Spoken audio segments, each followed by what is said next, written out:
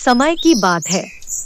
सुजीत नाम का लकड़हारा सीतापुर गांव में रहता था, जो लकड़ियां काट कर अपना जीवन चलाता था। एक दिन की बात है, जब सुजीत बेचने के लिए लकड़ियां काट रहा था, तभी सुजीत ने देखा कि एक कौवा एक नन्ही सी चिड़िया को मुंह में दबाए लेकर आया हुआ है। वह कौवा उस नन्ही सी चिड़िया को मारकर खा जाना चाहता था। सुजीत दौड़ता हुआ जाता है और उस कौवे को भगा देता है। सुजीत उस नन्ही सी चिड़िया को बचा लाता है और उसके जख्म की मरहम पट्टी करता है, उसे खाना खिलाता है और उसे आराम करने के लिए एक जगह रख देता है। कुछ समय बाद वह चिड़िया ठीक हो जाती है और सुजीत से कहती है, लकड़हारे, तुम्हारा बहुत बहुत शुक्रिया। मैं तुम्हें एक तोहफा देना चाहती हूँ। नन्ही चिड़िया उड़कर चली जाती है और थोड़ी देर बाद वापस आ जाती है। उसकी चोंच में एक छोटी सी पानी की बोतल होती है। वह बोतल सुजीत को देते हुए कहती है, ये लो लकड़हारे, ये जादुई पानी की बोतल है, तुम इसे रख लो। इस पानी का जादू ये है कि यह बदसूरत को खूबसूरत और छोटे को बड़ा कर सकता है, लेकिन इसका ज्यादा इस्तेमाल नहीं करना, वरना जादू उल्टा हो जाएगा। इतना कहकर वह नन्ही चिड़िया वहां से उड़ गई। सुजीत ने पानी की बोतल को खोलकर देखा तो उसमें बहुत अच्छी खुशबू आ रही थी। ये पानी बहुत खुशबूदार है, लेकिन शायद यह मेरे किसी काम का नहीं। यह सोचकर सुजीत पानी की बोतल को एक तरफ टांग देता है। समय बीतता जाता है और सुजीत उस पानी की बोतल को भूल जाता है। कुछ महीनों बाद सुजीत की शादी हो जाती है। सुजीत की पत्नी कंचन एक किसान की बेटी थी। बचपन से खेतों में काम करते करते कंचन काली और बदसूरत हो गई थी, पर तब भी वह सुजीत को बहुत पसंद थी। एक दिन सुजीत काम पर जल्दी चला गया। कंचन, तुम अपना ध्यान रखना, मैं जल्दी वापस आ जाऊंगा। मैं तो बोर हो रही हूँ, क्यों ना ऐसा करती हूँ, आज घर की साफ सफाई कर लेती हूँ। जब कंचन सफाई कर रही थी, अचानक उसकी नजर दीवार में टंगी बोतल पर जाती है। अरे, ये बोतल कैसी है, क्या होगा इसमें? कंचन कुर्सी पर चढ़कर उस बोतल को उतार लेती है और जैसे ही उस बोतल का ढक्कन खोल कर देखती है, तो उसमें से बहुत अच्छी खुशबू आ रही थी। अरे, लगता है ये खुशबूदार पानी है, इसे मैं अपने नहाने के पानी में मिलाऊंगी, मेरे पूरे बदन से खुशबू आएगी। ऐसा सोचकर कंचन उस पानी की कुछ बूंदें अपने नहाने के पानी में मिला लेती है। कंचन उस सुगंधित पानी से नहाकर जैसे ही बाहर आती है, तो आईने में देखकर खुद को पहचान नहीं पाती। कंचन देखती है कि वह परियों की तरह खूबसूरत हो गई है। उसे कुछ समझ में नहीं आया ऐसा कैसे हुआ। शाम को जब सुजीत घर आता है, तो कंचन को देखकर पहचान ही नहीं पाता। अरे, क्या तुम कंचन हो? तुम परियों की तरह खूबसूरत कैसे हो गई? ये तो मुझे नहीं पता, लेकिन यहाँ पर आपने जो एक बोतल टांग रखी थी, उसमें खुशबूदार पानी था। मैंने उस पानी की कुछ बूंदें अपने नहाने के पानी में मिला ली थी। अब सुजीत सब कुछ समझ चुका था। उसने कंचन को सारी बात बताई। अच्छा सुनो, मेरे पास एक बहुत अच्छा प्लान है, क्यों ना हम अपने खेतों के कद्दू को ये पानी दे।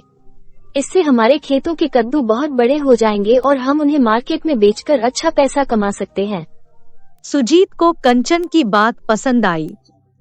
दोनों खेत में गए और उस खुशबूदार पानी की कुछ बूंदें कद्दू पर छिड़क दी। थोड़ी देर में जादू से कद्दू बहुत बड़े हो गए।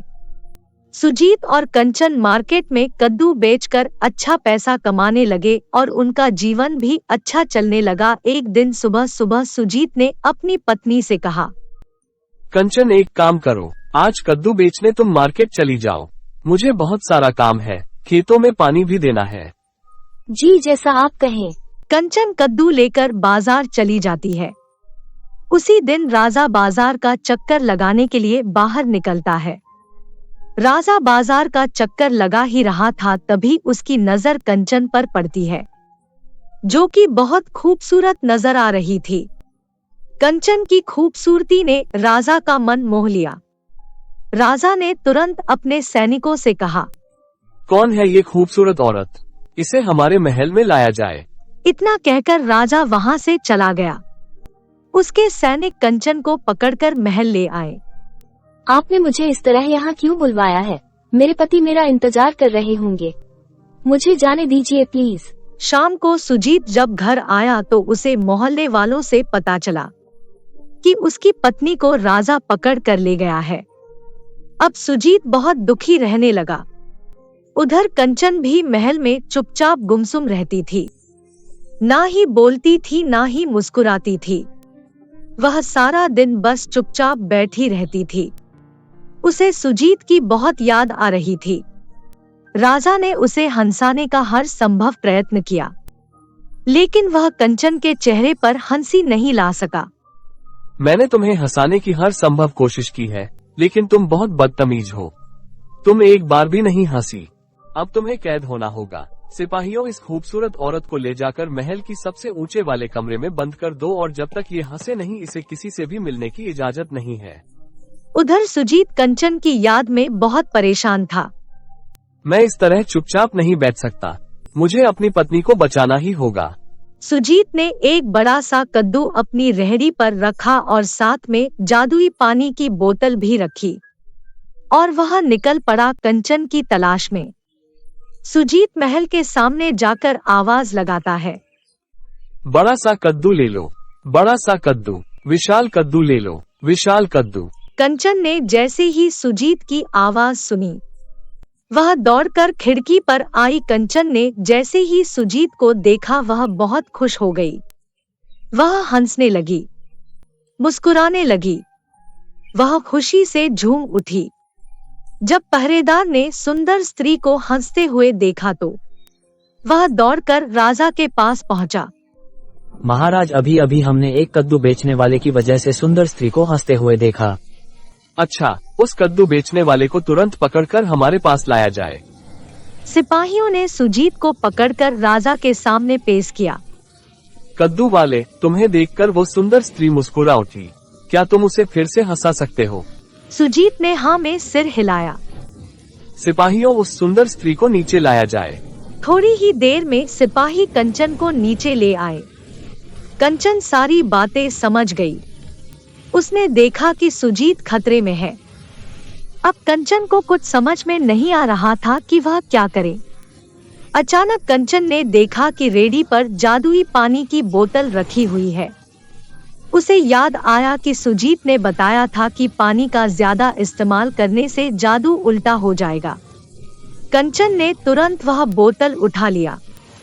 कंचन ने उस पानी की बहुत सारी बूंदें अपने ऊपर डाल ली और कंचन पहले की तरह बदसूरत हो गई। राजा ने जब कंचन को देखा तो वह गुस्सा हो गया। तुम कौन हो? वो खूबसूरत औरत कहाँ गई और तुम यहाँ कैसे आई? महाराज, मैं ही वो खूबसूरत औरत हूँ। महाराज, मैं जादुई पानी की बोतल की वजह से खूबसूरत हुई थी।